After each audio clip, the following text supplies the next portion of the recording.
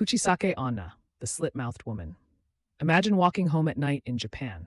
The streetlights flicker, the wind rustles, and you hear the soft click of heels behind you. You turn, and there she is. A woman wearing a surgical mask, polite enough to keep things hygienic, right? She tilts her head and asks, "Am I beautiful?" You nod awkwardly, because what else do you say to a stranger in a mask at midnight? Then she pulls the mask down, revealing a mouth slashed from ear to ear. How about now? This is Kuchisake Onna, the slit-mouthed woman, one of Japan's most famous urban legends. The story dates back centuries, possibly to the Heian period, when a vain samurai's wife was caught cheating. In a jealous rage, the samurai cut her mouth, sneering, "Who will think you're beautiful now?" Turns out, a lot of terrified people still do. At least enough to keep her spirit walking the streets, scissors in hand, eternally asking the same question. In the 1970s, panic over Kuchisake Onna hit Japan so hard that police increased patrols near schools. Children were escorted home in groups, and some schools even issued warnings. Modern variations say she covers her mouth with a mask or scarf, fitting perfectly into Japan's mask-friendly culture.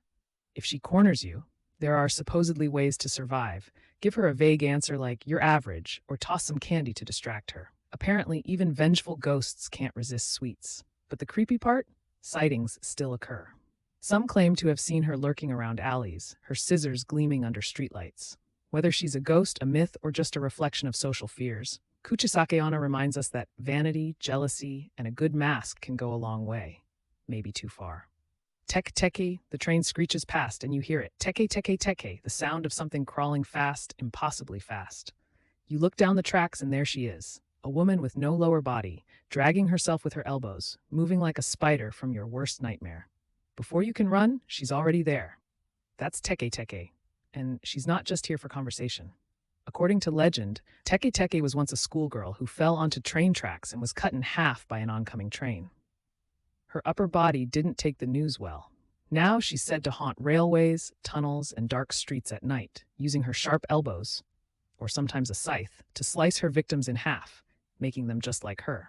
The name Teke Teke comes from the sound of her bony hands slapping the ground as she moves. Some say if you hear the sound behind you, it's already too late. Others claim she'll appear if you look out a train window at night, or if you talk about her after dark. So, maybe pause this video if it's after midnight. One version of the story says she'll ask where her legs are. If you answer on the train tracks, she'll leave you alone. But if you don't know, or worse, if you lie, she'll drag you to your doom. In modern retellings, people report hearing strange scraping sounds near stations, especially rural ones, where the silence makes every noise echo. Teke Teke's tale mixes tragedy, revenge, and the dangers of urban isolation. Maybe it's a warning about the chaos of modern life, or maybe it's just proof that no one should ever cross a ghost who's already been run over once. Hanako-san, the toilet ghost. Every school in Japan has a bathroom that kids avoid, not because of the plumbing, but because of her. The third stall of the third-floor girls' bathroom is said to be haunted by a spirit named Hanako-san. She's polite enough to knock before scaring you half to death. The ritual is simple. Go into the third stall, knock 3 times, and say, "Hanako-san, are you there?" If you're lucky, there's no answer. If you're not, a soft voice will reply, "Yes, I'm here." Open the door, and you might see a young girl in a red skirt with bobbed hair, sometimes holding a bloody hand, sometimes just staring. Congratulations, you've just summoned the most famous restroom ghost in Japan. The origins of Hanako-san vary. Some say she was a student who died during World War II air raids, trapped while hiding in the school bathroom. Others claim she was murdered by a stranger or by a jealous classmate. No matter the version, she became a nationwide legend, passed from child to child until it took on a life of its own.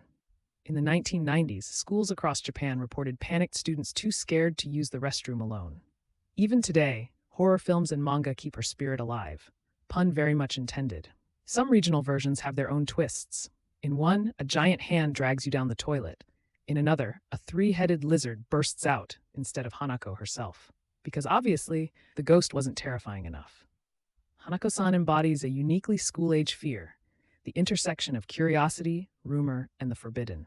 She's the whisper behind the stall door, reminding us that even the safest places can hide a story that refuses to flush.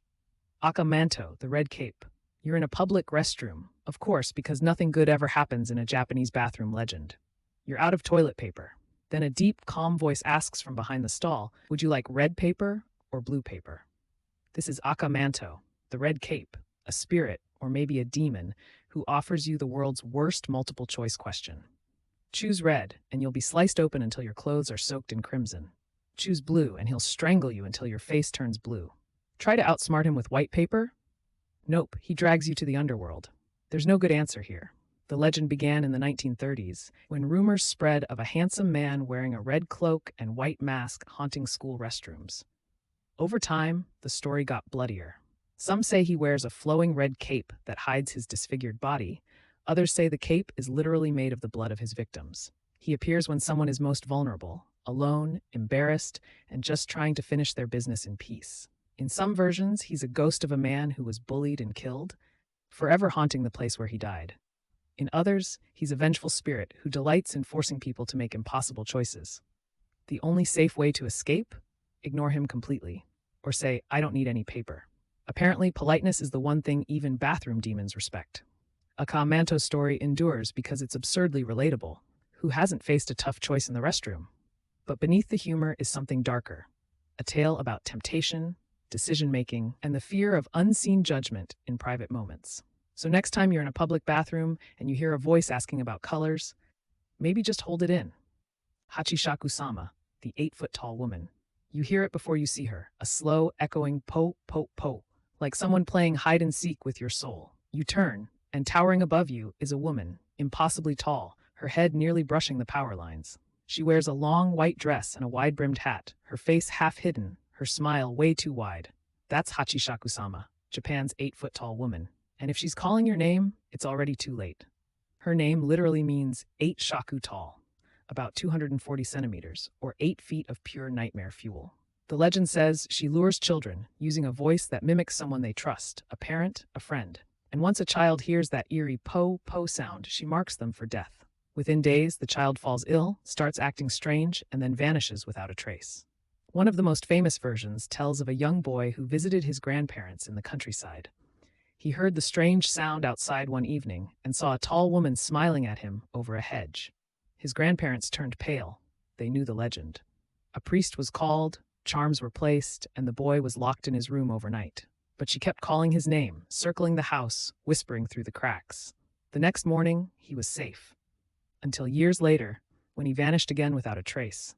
Some say she's a ghost of a woman who died heartbroken and grew into a yokai. Others believe she's more of a modern curse, a spirit that drifts with the times. But one thing never changes. Once Hachishaku-sama notices you, she doesn't stop. Maybe she's a warning for kids to stay close to home. Or maybe she's something older, feeding on fear itself. Either way, if you ever hear a soft po-po in the dark, don't look up. Inunaki Village. Japan is known for its peaceful countryside, but there's one place you'll never find on any map. Inunaki Village. Supposedly hidden deep in the mountains of Fukuoka Prefecture, the road there is lined with warnings. No phones beyond this point. Do not enter. This village does not exist. If you ignore them, congratulations, you've just booked a one-way trip to the creepiest place never found. According to legend, Inunaki Village is cut off from modern Japan. The laws of the nation don't apply there. Outsiders who enter never return. The story says that during the post-war years, a man stumbled upon the village after his car broke down. He found old wooden houses, smoke from chimneys, and villagers staring silently. When he asked for a phone, they told him, there are no phones here. In Inunaki, the laws of Japan do not apply. Moments later, he was killed. Other versions claim the village was wiped out by disease, famine, or a mass murder. Some say it's haunted by the spirits of the dead, others that it's a government secret covered up long ago. There's even a real Inunaki tunnel, an abandoned, graffiti-covered passage rumored to be cursed. People report screams, handprints, and strange laughter echoing through the darkness. In reality, there once was a place called Inunaki, but it was submerged when a dam was built in the 1980s. The real village disappeared underwater, but that only made the legend stronger. Today, urban explorers still venture near the old tunnel, hoping to find the mythical road that leads to nowhere. Whether it's a ghost story or a reflection of modern alienation, Inunaki Village captures the fear of being cut off. Not just from society, but from reality itself. After all, the scariest places aren't always the ones on the map. Tomino's Hell. There's a poem in Japan that no one dares to read aloud. It's called Tomino no Jigoku, Tomino's Hell. Supposedly written by Saijo Yaso in the early 1900s, it tells the story of a boy named Tomino who descends into hell after dying young. Sounds sad but harmless, right? Wrong. According to the legend, reading the poem out loud brings death, illness, or disaster to whoever speaks it. The poem itself is haunting. Tomino wanders through a dark, surreal world, carrying his sins, guided by snakes and demons. Scholars interpret it as a metaphor for loss and guilt, possibly written for children who died in war. But somewhere along the way, the rumor began. People who recited the poem aloud met tragic ends. A filmmaker reportedly died after adapting it, a student fainted after reading it in class, and others have claimed sickness or accidents soon followed. Online forums have dared readers to test it. Some claim they heard whispering after finishing the last line, or saw shadows moving in their rooms. Others laugh it off until something weird happens, a phone call with no one speaking, a sudden fever, a knock at midnight. Realistically, it's just a creepy poem wrapped in superstition. But the atmosphere around it, the dread, the forbidden nature, turns it into something powerful. By saying the words, you're not just reading poetry, you're tempting fate. So maybe that's the true curse of Tomino's hell. Not a literal punishment, but the knowledge that once you've read it, you'll always be listening for something to happen. And when you're alone in the dark and you hear the faintest whisper behind you, well, you'll wonder if Tomino finally found you. The Red Room Curse. Picture this. You're on your computer late at night, mindlessly clicking through pop-ups. Then one window appears, just a red background and a calm voice that says, "Do you like the Red Room?" Before you can close it, the screen flashes black and the names of people who've died start scrolling. The next day, your name appears among them, and your room is painted red. That's the Red Room Curse, a modern Japanese urban legend born from the internet's darker corners. It started in the early 2000s, when chain emails and pop-ups were the jump scares of their time. The story goes that this Red Room website or virus targets users, hypnotizing them or driving them to take their own lives. In some versions, the victims' rooms are found splattered with blood, the walls smeared crimson, as if someone tried to make the legend come true. It's said that if you hear the phrase, "Do you like the Red Room?" you're marked. No antivirus can save you. No power button works. The screen stays red until it consumes everything, your face reflected in the glow as the voice repeats, softly, "Do you like the Red Room?" The legend gained real-world infamy after being linked, falsely but sensationally, to tragic crimes involving youth and internet addiction. Over time, it became a cautionary tale about online dangers, the digital ghost that haunts curiosity itself. Today, it lives on as one of the first internet horror myths, a Japanese cousin to Slender Man and the Blue Whale Challenge. Its terror lies not in ancient curses, but in something far more modern, how easily the screen in front of us can turn from a window to a trap. So if you're ever up late and a red pop-up appears, just remember, curiosity might not kill the cat, but it sure knows how to crash a computer, and maybe something more.